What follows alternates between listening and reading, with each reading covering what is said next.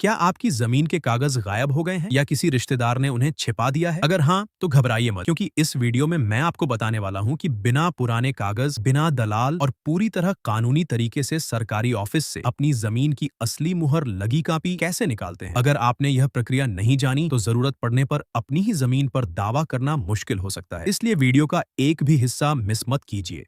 जब हमारे पास कागज नहीं होता तो सबसे बड़ी परेशानी यह आती है कि हमें अपनी जमीन का खाता नंबर, खसरा नंबर या प्लॉट नंबर कुछ भी याद नहीं होता। हमें सिर्फ इतना पता होता है कि फलां जगह पर जो खेत है या जो प्लॉट है वह हमारा है या हमारे दादा परदादा का है। लेकिन सरकारी कामकाज और कोर्ट कचहरी में भावनाओं से या सिर्फ बोल देने से काम नहीं चलता। वहां पक्के सबूत मांगे जाते हैं। भारत के किसी भी राज्य में जमीन के मालिकाना हक को साबित करने के लिए आपके पास उस जमीन का बैनामा, केवाला, खतियान या रजिस्ट्री का कागज होना ही चाहिए। अगर यह असली कागज खो गया है तो कानून आपको इसका दूसरा पक्का विकल्प देता है, जिसे हम प्रमाणित प्रतिलिपि कहते हैं। यह प्रमाणित प्रतिलिपि बिल्कुल असली कागज की तरह ही अदालत में मान्य होती है। इस पर सरकारी अधिकारी की मुहर और हस्ताक्षर होते हैं, जो यह साबित करते हैं कि यह रिकॉर्ड सरकारी रजिस्टर में आज भी दर्ज है। तो हमारा मुख्य लक्ष्य यही है कि हमें किसी भी तरह से सरकारी कार्यालय से अपनी जमीन की वह मुहर लगी हुई प्रमाणित नकल हासिल करनी है। यह पूरी तरह से एक कानूनी अधिकार है और इसके लिए आपको किसी दलाल के चक्कर में पड़ने की कोई आवश्यकता नहीं है। आप एक आम नागरिक के रूप में खुद यह काम कर सकते हैं। अब हम इस प्रक्रिया को दो अलग-अलग हिस्सों में समझेंगे। पहली स्थिति वह होती है जहां आपके पास कागज तो नहीं है, लेकिन आपको अपनी जमीन का खाता नंबर, खसरा नंबर या प्लॉट नंबर याद है। हो सकता है कि कभी बहुत साल पहले आपने या आपके पिताजी ने किसी डायरी में वह नंबर लिख कर रख लिया हो, या फिर किसी बहुत पुरानी सरकारी रसीद पर वह नंबर लिखा हुआ मिल जाए। अगर आपके पास यह नंबर मौजूद है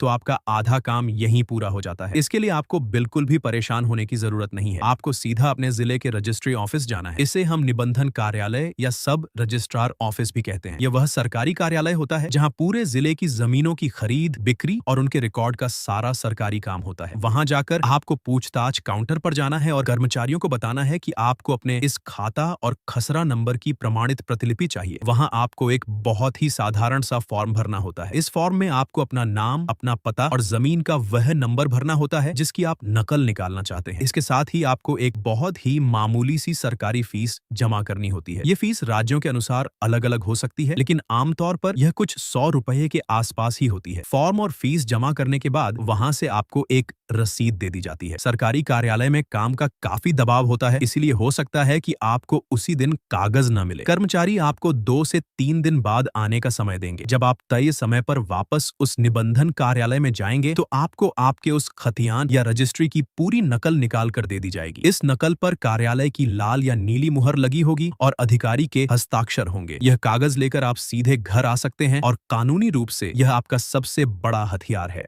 अब हम दूसरी और सबसे जटिल स्थिति के बारे में बात करेंगे। यह वह स्थिति है जिसका सामना हमारे देश में सबसे ज्यादा लोगों को करना पड़ता है। मान लीजिए कि आपके परदादा के नाम पर कोई जमीन थी, लेकिन अब आपके पास न तो कोई कागज है, न कोई पुरानी डायरी है और न ही आपको अपनी जमीन का कोई खाता या खसरा नंबर पता है। आपके पास बस जमीन की भौतिक पहचान है कि वह कहाँ स्थित है। जब आपको नंबर ही नहीं पता तो अगर आप निबंधन कार्यालय जाएंगे तो वहां के कर्मचारी भी आपकी मदद नहीं कर पाएंगे, क्योंकि उनके पास लाखों कागजात होते हैं। वे नाम से आपकी जमीन नहीं खोज सकते। उन्हें खोजने के लिए एक सटीक नंबर चाहिए होता है। इस समस्या का समाधान आपको रजिस्ट्री ऑफिस में नहीं बल्कि अपने इलाके के राजस्व कर्मचारी के पास मिलेगा। हर इलाके में जमीनों का नक्शा और रिकॉर्ड रखने के लिए सरकार द्वारा एक अधिकारी नियुक्त किया जाता है, जिसे हम अमीन कहते हैं। कई राज्यों में इन्हें लेखपाल, पटवारी या कर्मचारी भी कहा जाता है। इनका मुख्य काम ही जमीनों की नापी करना और उनका सरकारी रिकॉर्ड रखना होता है। बिना नंबर के जमीन खोजने के लिए आपको सबसे पहले अपने इलाके के इसी अमीन या पटवारी से संपर्क करना होगा। आप उनके कार्यालय जा सकते हैं या उनसे फोन पर समय ले सकते हैं। आपको उन्हें अपनी वह जमीन दिखानी होगी जिसके कागज आप निकालना चाहते हैं। आपको उन्हें जमीन की चौहद्दी बतानी होगी। चौहद्दी का मतलब होता है कि आपकी जमीन के चारों तरफ क्या है, जैसे कि पूरब में किसका खेत है, पश्चिम में कौन सी सड़क है, उत्तर में किसकी बाउंड्री है और दक्षिण में क्या है। जब आप अमीन को यह पूरी लोकेशन बताते हैं तो वे अपने पास मौजूद उस इलाके का पूरा नक्शा खोलते हैं। यह नक्शा बहुत ही बारीक और सटीक होता है, जिसमें हर एक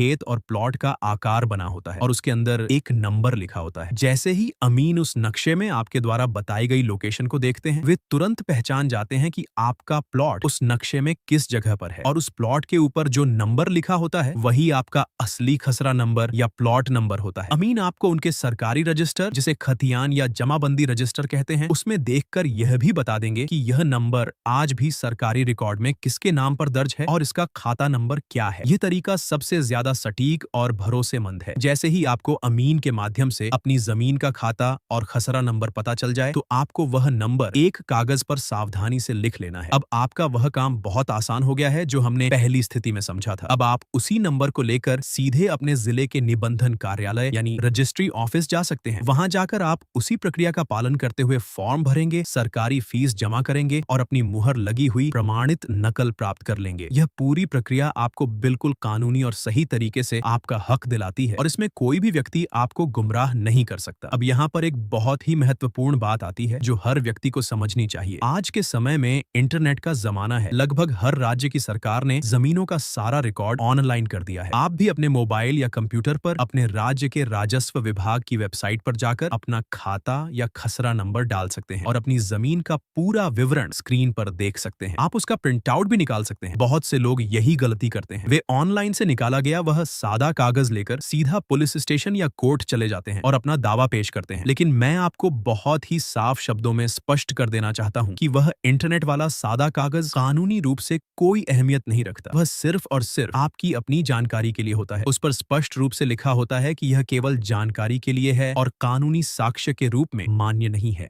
अगर आपका अपनी जमीन को लेकर कोई गंभीर विवाद चल रहा है, अगर गांव का कोई दबंग आपकी जमीन पर कब्जा कर रहा है और आपको उसे रोकना है, या आपको न्यायालय में अपना मालिकाना हक साबित करके कोई ऑर्डर लेना है, तो वहां वह इंटरनेट वाला प्रिंट आउट आपकी कोई मदद नहीं करेगा। वहां आपको वही कागज चाहिए जो आपने रजिस्ट्री ऑफिस से सरकारी फीस देकर निकाला है और जिस पर अधिकारी की असली मुहर और हस्ताक्षर मौजूद है। इसीलिए आपको ऑनलाइन जानकारी पर निर्भर न रहकर यह ऑफलाइन प्रक्रिया पूरी करनी चाहिए। आप अपना नंबर खोजने के लिए ऑनलाइन पोर्टल का इस्तेमाल जरूर कर सकते हैं, लेकिन पक्का कागज आपको कार्यालय से ही निकालना होगा। जमीन से जुड़े मामले हमेशा बहुत ही संवेदनशील होते हैं। इनमें एक छोटी सी गलती या जानकारी की कमी के कारण लोगों को बहुत बड़ा नुकसान उठाना पड़ जाता है। कई बार लोग अज्ञानता में अपनी ही पुश्तैनी संपत्ति से हाथ धो बैठते हैं और बाद में पछताते हैं। मेरा यह पूरा प्रयास था कि मैं आपको बिना किसी जटिल कानूनी भाषा के बिल्कुल सीधे और स्पष्ट तरीके से यह पूरी प्रक्रिया समझा सकूं, ताकि कोई भी व्यक्ति आपकी मजबूरी का फायदा ना उठा सके। अगर आप इन बताए गए कदमों का सही से पालन करते हैं तो चाहे आपके कागज 10 साल पहले जले हों या 50 साल पहले किसी ने चुरा लिए हों, आप बहुत ही आसानी से उन्हें दोबारा प्राप्त कर सकते हैं और अपनी संपत्ति पर अपना पूरा अधिकार वापस पा सकते हैं। भारत एक बहुत बड़ा देश है और यहाँ हर राज्य में राजस्व विभाग के नियम, फॉर्म भरने की प्रक्रिया और फीस में थोड़ा बहुत अंतर हो सकता है। किसी राज्य में अमीन कहा जाता है तो कहीं पटवारी या तलाठी कहा जाता है। इसलिए अगर आपके मन में इस पूरी प्रक्रिया को लेकर कोई भी शंका है या आप अपनी जमीन से जुड़ी कोई विशेष समस्या का सामना कर रहे हैं तो आप नीचे कमेंट करके अपना सवाल पूछ सकते हैं। लेकिन कमेंट करते समय एक बात का विशेष ध्यान रखें कि आप अपने सवाल के साथ अपने राज्य का नाम जरूर लिखें। जब आप अपने राज्य का नाम बताएंगे तो मैं आपको वहां के स्थानीय नियमों के अनुसार बिल्कुल सटीक और सही रास्ता बता पाऊंगा। ये जानकारी केवल आपके लिए ही नहीं बल्कि आपके आसपास के कई लोगों के लिए बहुत मददगार साबित हो सकती है। जानकारी ही बचाव है और सही समय पर उठाया गया सही कदम आपको सालों की मानसिक परेशानी से बचा सकता है। उम्मीद है आपको यह जानकारी पूरी तरह से स्पष्ट हो गई होगी। अगर आप भविष्य में भी ऐसी ही काम की और पूरी तरह से तथ्यात्मक और सूचनात्मक जानकारी पाना चाहते हैं तो आप हमारे इस चैनल एज के सरकारी योजना को सब्सक्राइब जरूर कर लें। वीडियो को पूरा देखने के लिए आपका बहुत बहुत धन्यवाद।